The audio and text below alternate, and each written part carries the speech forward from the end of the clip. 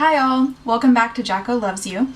I usually do these kind of long form videos on Fridays, but it's Tuesday right now, and that is because I got a haircut and the hairstylist styled my hair, so I don't know when it's gonna look this good ever again, so I wanted to go ahead and make a video now.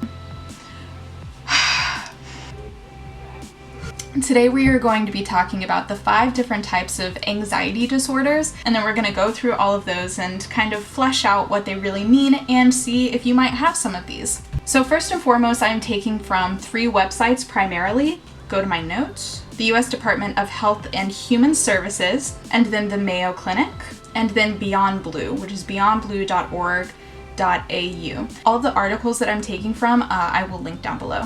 So let's get started with my personal favorite, because I have this one, is GAD, which is Generalized Anxiety Disorder. By definition, generalized anxiety disorder is an anxiety disorder characterized by chronic anxiety, exaggerated worry, and tension, even when there is little or nothing to provoke it.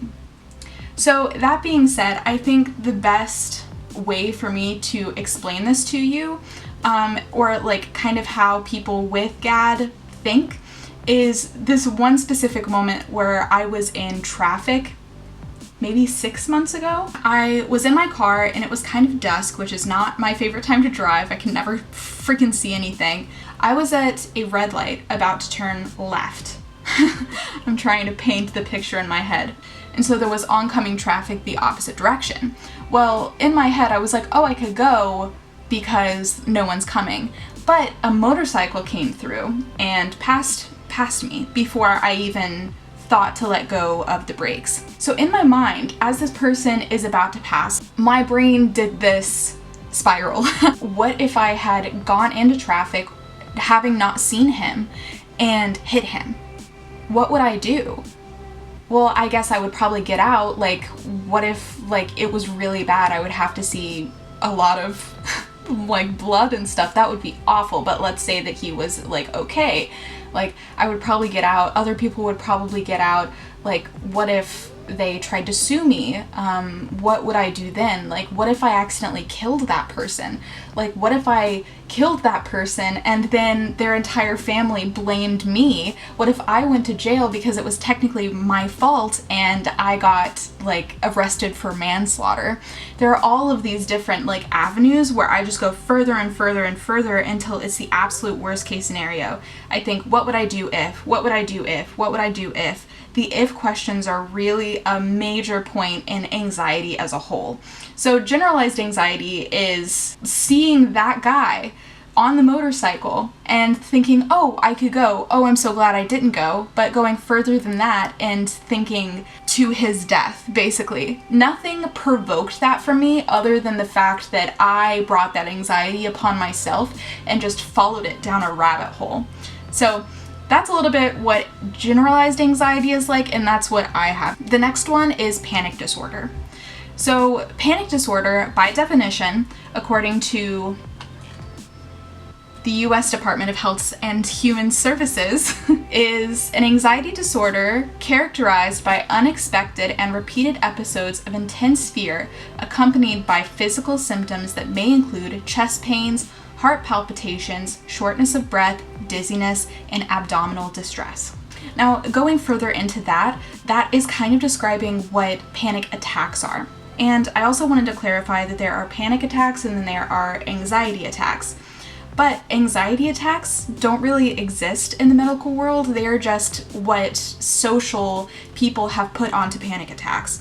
So if you are ever wondering like what the difference is, basically they're the same thing, of that intense fear, that intense like bubbling up panic that you feel. That is always going to be a panic attack. However, you can have panic attacks without having panic disorder. Panic disorder is having very frequent panic attacks and like feeling like you are not safe or something is wrong and having this intense fear and seemingly not really knowing why. There are also things that could trigger you into a panic attack, such as seeing an ex, getting a bad grade, something like that. But for the most part, people with panic disorder will like have these episodes with seemingly nothing to cause that.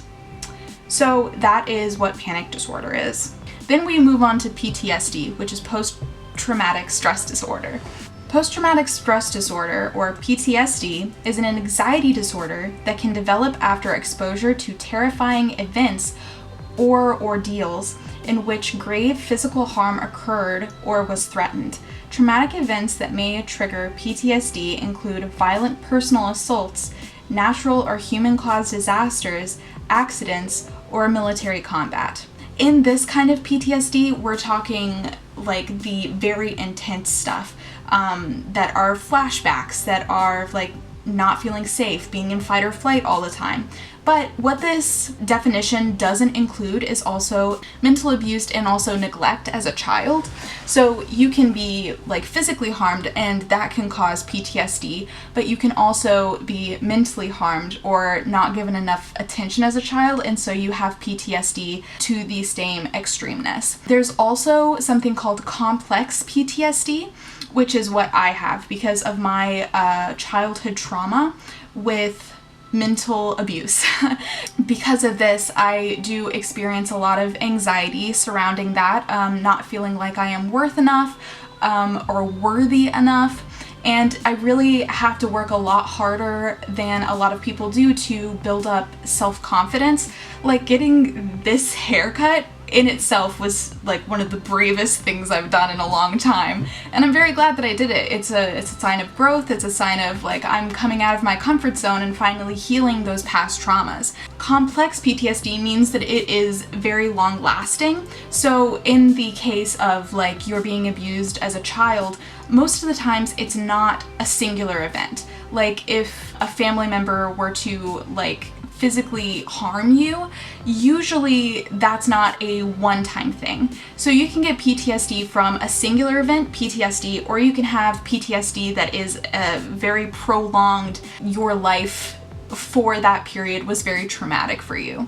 And there are differences in between that, and complex PTSD goes further than that, but I'm not going to get into that in this video. Let me know in the comments if that is something that you would like to see, and I can make a video on that later. With PTSD, obviously comes a lot of anxieties from that, so that is why it is considered one of the 5 most prominent anxiety disorders.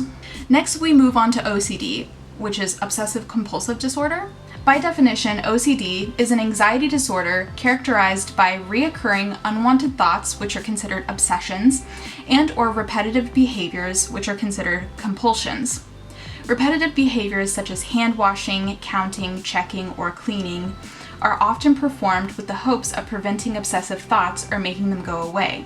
Performing these so-called rituals, however, provides only temporary relief, and not performing them increases anxiety. I think one of the best representations that I've ever seen of OCD in something short and concise and also captures your attention is the poem, I think it's just called OCD. I'm going to check.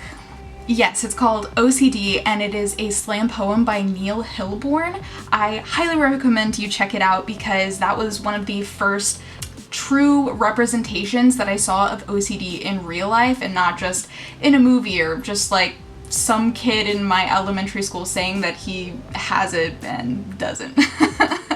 OCD, as many of you may already know, is a disorder where you feel very anxious if you don't do certain things. Like the definition said, like a lot of people will have a number that they fixate on, and let's say it's the light switch, and they have to flip on and off the light switch 7 times to feel like their room is secure, and they'll stop stressing out.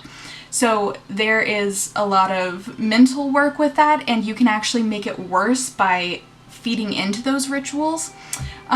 So yeah, that's one that I don't know a ton about. That's not something in my expertise, so I don't want to elaborate on it too much and then accidentally spill some wrong information. So definitely check out that OCD video. I will also link that one down below.